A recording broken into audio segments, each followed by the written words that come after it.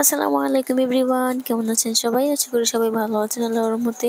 আলহামদুলিল্লাহ আমিও ভালো আছি। চলে আসলাম প্রতিদিনের নতুন আরো একটি ভিডিও নিয়ে। আশা করছি আপনারা আমার সম্পূর্ণ ভিডিওটি দেখবেন, ভালো লাগলে লাইক কমেন্ট শেয়ার করে দিবেন। আর যারা আমার চ্যানেলটিকে এখনো সাবস্ক্রাইব করেননি, সাবস্ক্রাইব করে পাশে থাকা বেল বাটনটি অন করে দিবেন।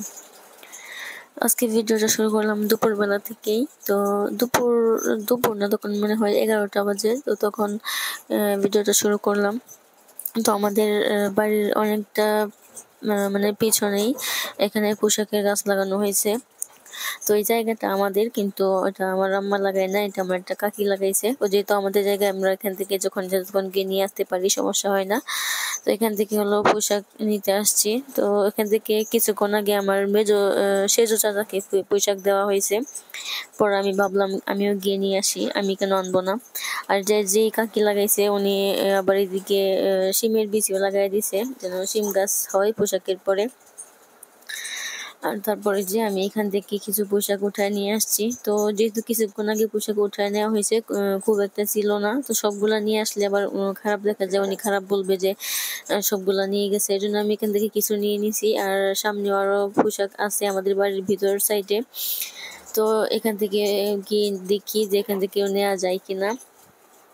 পরে আমি এখন সামনের দিকে যাচ্ছি। আজকে অনেক বেশি রোদ ছিল। তো কিছুদিন যাবত কিন্তু একটানা বৃষ্টি হইতেছে, এখন আবার রোদ, অনেক বেশি রোদ আর অনেক বেশি গরম।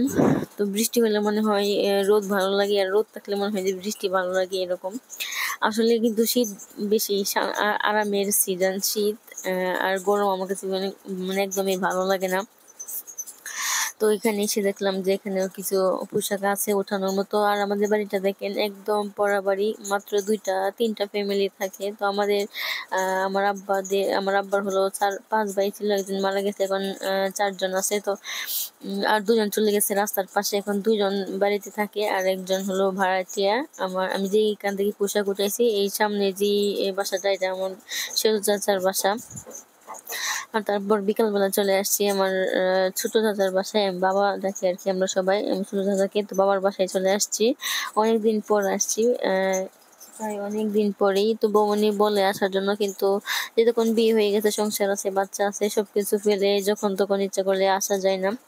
তো একদিনের জন্য আসছি বাড়িতে। তো ঘরে বসে থাকতে ইচ্ছে করে না, এদিক সেদিক যাইতে মন চাই। তো যেহেতু বাচ্চা যারা আছে সবার সাথে দেখা করা উচিত।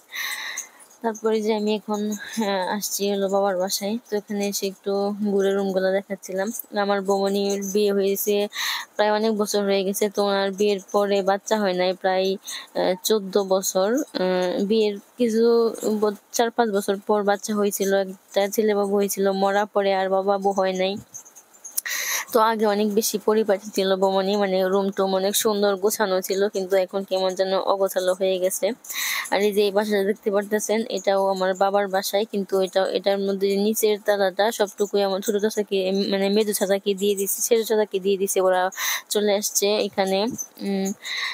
মানে জায়গাটা হলো আমার সেজু চাচার, আর বাসাটা করছে হলো আমার ছোট চাচা। তো আলহামদুলিল্লাহ আমাদের বাপ চাচাদের সম্পর্ক অনেক বেশি ভালো, আর আমাদের জায়গাটার সামনে, তো এখানে ভবিষ্যতে করা হবে।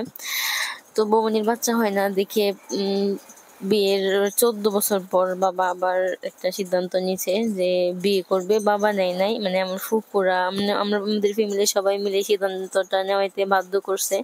যেহেতু যেহেতু বাচ্চা কাচ্চা হয় না, এই জন্য সবাই বলছে যে একটা বিয়ে করে দেখো, আল্লাহ যদি দেয়। আর আমার বৌমনির যে বাচ্চা হয় না এমন না, বেবি হয়েছিল, একটা ছেলে বাবু হয়েছিল। তো তারপর মরা হয়েছে আর কি। এর জন্য বৌমনি আগের থেকে অনেকটা চেঞ্জ হয়ে গেছে। আগে অনেক বেশি পরিপাটি ছিল, ভালো লাগতো বাসায় গেলে। একটা সময় ছিল যে আমি প্রায় সময় বাসায় থাকতাম, কিন্তু এখন যাওয়া হয় না। বছরের পর বছর না, মানে মাসের পর মাস চলে যায় না আর কি। তো আসলে মেয়েদের জীবনটা কতটা করুণ। যদি একটা বাচ্চা থাকতো তাহলে হয়তো বা তাদের সম্পর্কটা খারাপ হতো না, বা তার হাজবেন্ডকে অন্য নারীর সাথে মানে ভাগ দিতে হইতো না। এটা ভাবলেই কেমন লাগে যে নিজের হাজবেন্ড, ভালোবাসার মানুষকে অন্য একটা নারীর সাথে ভাগ দিতে হবে।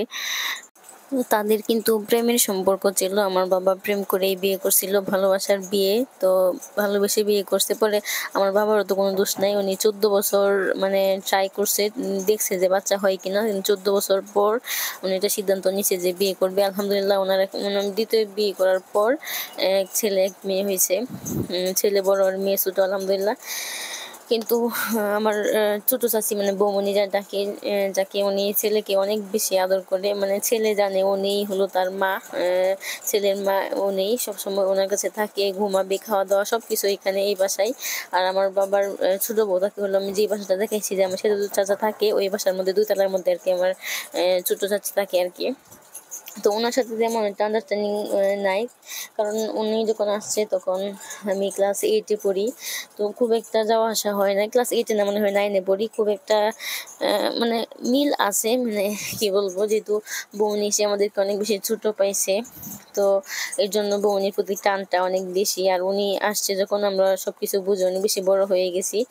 আর বৌনি কিন্তু এখানে উঠে না, এসে আমাদের বাড়িতেই ছিল, এই জন্য বৌনির সাথে সম্পর্কটা ভালো বেশি। আর ওনাকে হলো উনি যখন বিয়ে করছে তখন বাবা বাসা টাসা সবকিছু করে ফেলছে, এখানে নিয়ে আসছে। তো বাড়িতে ওনার তেমন থাকা হয় না, এই জন্য ওনার প্রতি আর তেমন টান নাই আর কি। তারপরে তো অনেক কথাই বলে ফেললাম। সবাই দোয়া করবেন আমার বৌনির জন্য, আল্লাহ যেন ওনাকে ধৈর্য দেন।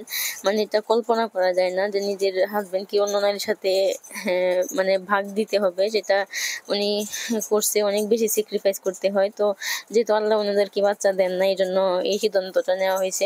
তবু এখন ভালো আছে আলহামদুলিল্লাহ। আর উনি ওই ছেলেকে মানে বাবার ছোট বউয়ের ছেলেকে নিজের ছেলের মতোই দেখে, সবসময় এখানেই থাকে। বাবুর জামা কাপড় যা কিছু সবকিছু ওনার কাছে আছে, খাওয়া দাওয়া সবকিছু ওনার কাছে। বাবু ভাবে যে মানে আমার বৌমনি ওর নিজের মা, এটা বলে আর কি। মাঝে মাঝে যদি আমার ছোট জাতি বাবার বাড়িতে চলে যায় তো ওকে রেখে যায়, ছেলে থাকে, ছেলে ভাবে যে এটাই ওর মা, এই জন্য ও যেতে চায় না আর কি।